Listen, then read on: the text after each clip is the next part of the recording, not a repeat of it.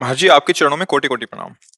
महाराज श्री, हमारी संतान जो हमसे उत्पन्न होगी, क्या वो अपने पूर्व कर्मों के अनुसार शरीर मिलेगा या माता पिता के कर्मों के अनुसार? अगर माता पिता के कर्मों के अनुसार उत्पन्न होगी तो क्या सावधानी रखें? कृपया मार्गदर्शन करें। वो तो आएगा अपने ही कर्मों से, पर उसमें दुख और सुख का अनुभव तुम्हारे कर्म उसमें सम्मिलित होंगे। अगर आपने पूर्व में जो जीव पुत्र रूप में आ रहा है उसके साथ अभद्र कर्म किए हैं, तो आकर के जीवन भर आपको जलाएगा, आपको दुख देगा। और आपने भद्र माने मंगलमय कर्म किए हैं, तो जीव पुत्र बन के आएगा, तुम्हें सुख प्रदान करेगा। अब यदि इस समय भजन कर लो भगवान का, तो तुम उसके भी भाग्य को बदल सकते हो और अपने भी भाग्य को बदल सकते हो।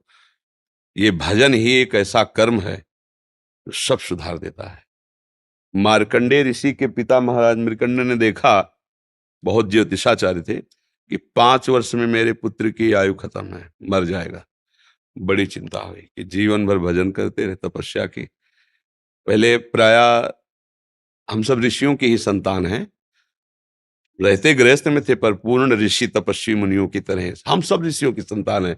जब गोत्र पूछा जाए तो देखो नहीं बोलते भरद्वाज गोत्र, याज्ञवल्क्य, हम सब ऋषियों की संतानें हैं।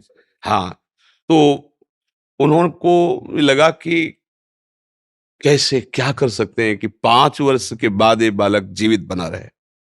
अब पिता का कर्म शुरू हो रहा है। पूर्व संयोग इतने ही वर्ष का था, अब उनका नया कर्म काम कर रहा है। उन्होंने विचार किया, भगवान के भक्तों और संतों में विशेष सामर्थ्य है। यदि संतों को साष्टांग दंडवत करे और संतों का आशीर्वाद मिले, तो मैं इसे मृत्यु से भी बचा सकता हूं। उनको पता था, उनकी श्रद्धा थी, उनकी भावना थी।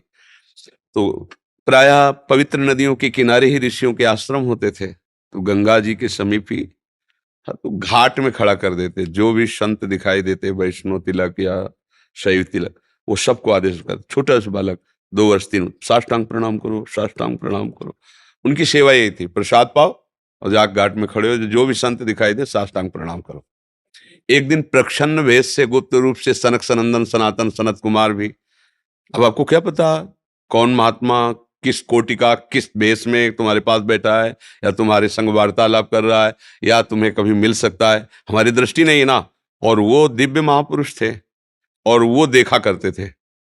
जो साष्टांग प्रणाम किया तो चारों संत वेश में थे, उनका चिरंजीवी भव, बस वो आ गए। कहा, महाराज मेरी दृष्टि अचूक है, आप सनक सनंदन सनातन सनत कुमार चारों ब्रह्म कुमार है ना,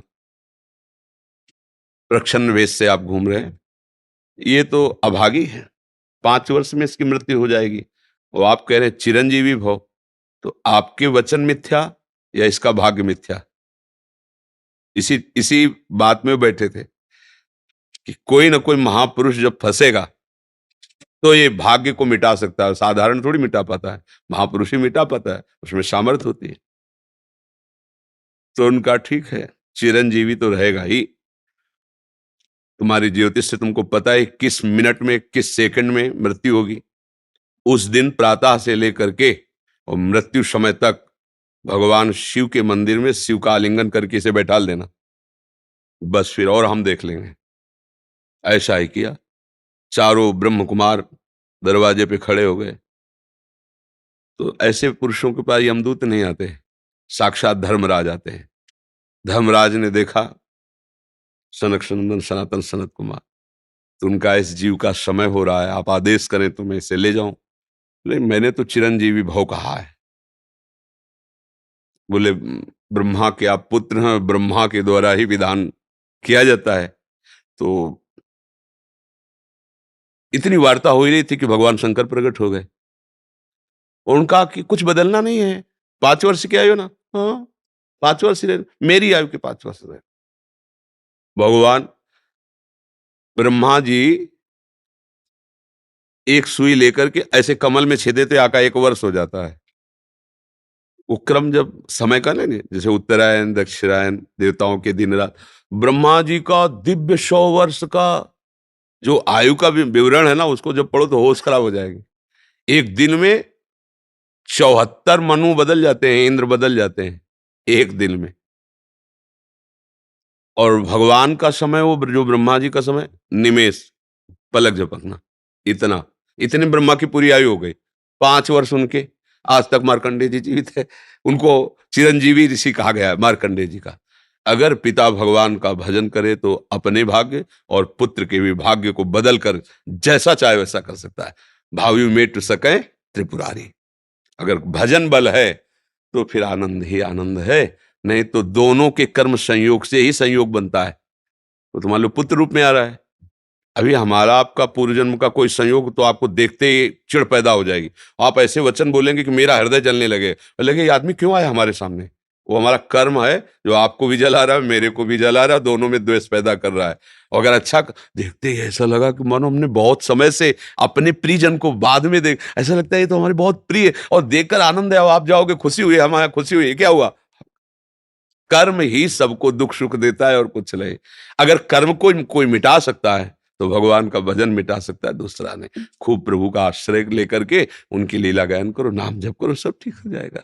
और गर्भस्थ शिशु को भगवत चर्चा सुनानी चाहिए, उससे प्रभाव पड़ता है। जैसे माँ गर्भवती है तो चाहिए कि स्वयं स्वाध्याय करे या फिर परिवार के जन कथा कह रहे हो, चुपचाप शांति से बैठ के सुने और नाम जप करे, तो गर्भस्थ शिशु पर उसका प्रभाव पड़ता है। जैसे प्रहलाद जी जब कयाधु जी के गर्भ में थे तो नारद जी अपने आश्रम में लेकर के उनको भी भगवत चर्चा भक्ति का उपदेश किया, तो ऐसे महान भागवत 5 वर्ष में विश्व विजेता हिरण्यकश्यप को परास्त कर दिया। 5 वर्ष की आयु प्रहलाद जी की है और विश्व शक्ति संपन्न हिरण्यकश्यप परास्त कर दिया। अभिमन्यु जी गर्भ में ही थे, चक्रव्यूह का भेदन की क्रिया बताई, तो 6 द्वार भेदने की क्रिया तक वो जगती रही, 7वें विश्व हो गई। तो फिर वो मतलब गर्भस्थ शिशु पर बाहरी चर्चा का प्रभाव पड़ता है, बाहरी आचरण का प्रभाव पड़ता है। यदि हम नाम कीर्तन, भगवत चर्चा, भगवत कथा वार्ता, तो उसमें भक्ति का अंकुरण हो जाएगा, गर्भस्थ शिशु में उसका प्रभाव पड़ जाएगा।